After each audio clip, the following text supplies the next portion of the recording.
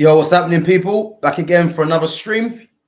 Remember, don't forget to smash the like button and don't forget to subscribe to my channel at Gav Goes In, as you can see right behind me there. So, Alexander Isak. Yo, for me, so should Man United target Alexander Isak in the summer? For me, I think he's possibly one of the best strikers in the league.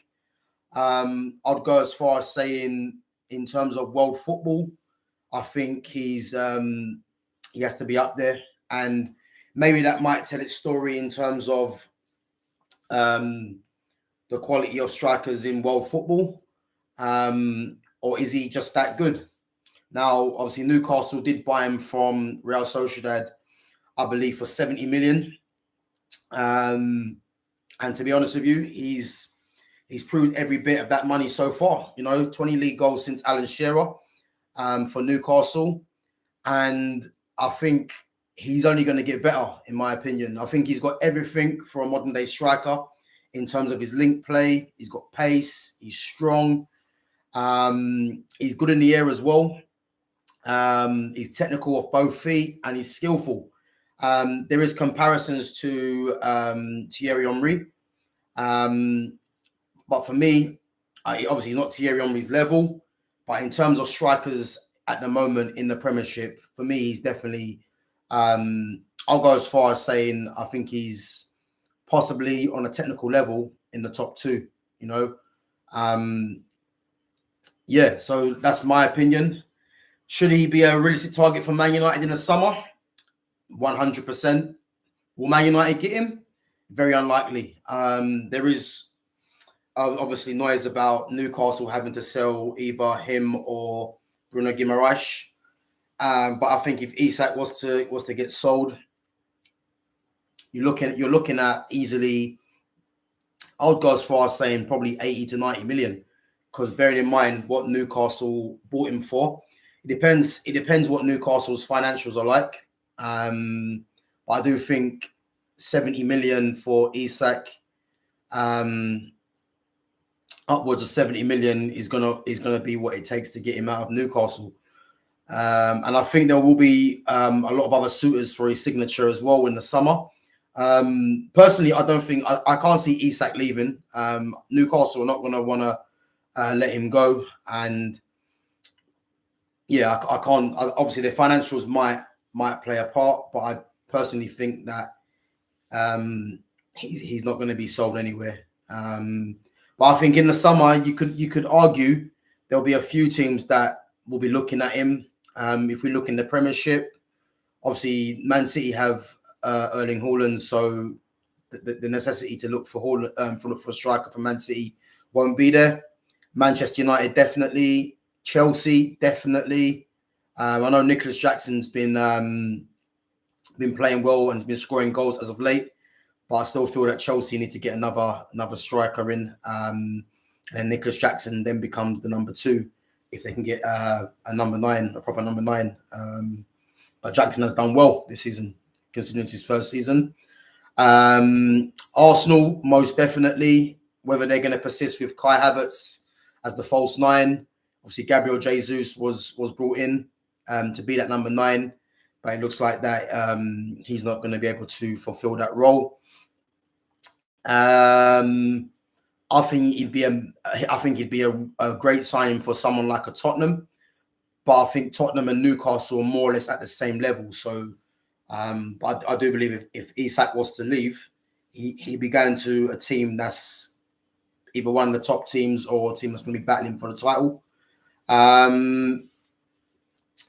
Where else? Liverpool, he'd be a great signing for Liverpool. You know what I mean? So for me, he can go and play for any of the top teams in the league, in the Premiership, easily.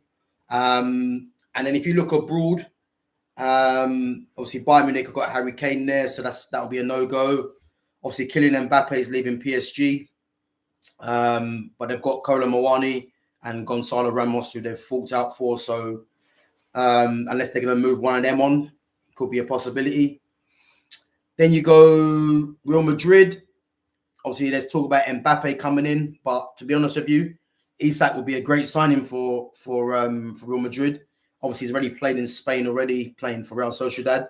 And many people might not know this as well. Alexander Isak used to be at Borussia Dortmund. So he come from Sweden, from a team called AIK. And then from AIK, he went to Borussia Dortmund. I think he was at Borussia Dortmund, I believe, when he was, I think he might have been 17 or 18, around that age. So yeah, there'll be, and then obviously you got Barcelona. So obviously Lewandowski is getting on. They've got Vitor Roque, who they forked out for, Brazilian striker.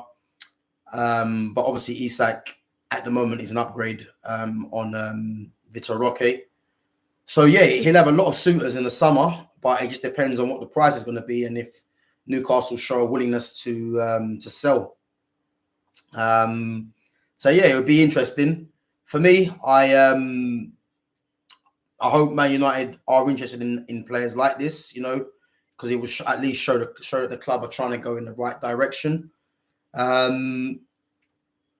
Yeah, so I'm hoping that Man United can at least, you know, I think if Man United can at least put a bid in and try and show some sort of intent, even if Newcastle turn around and say we're not selling him, or worse comes to worse, like the player says he don't want to come to the club, at least there's an intent there to show that, you know, that they're trying to make a change. But yeah, I think Isak's a top player, and we have to wait and see if Man United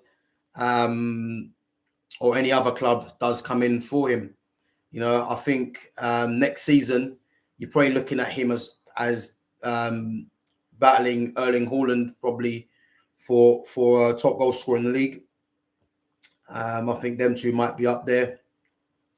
I expect Ollie Watkins to probably continue as well, even though Aston Villa will be in Champions League, I believe. And I think Aston Villa will strengthen as well, which is good to see.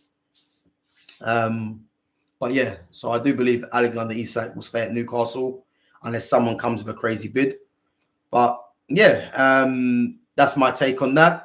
I'm going to be back at 5 o'clock. I'm going to be talking about Manchester City's midfield general, Rodri, and talking about how good of a player he is, really.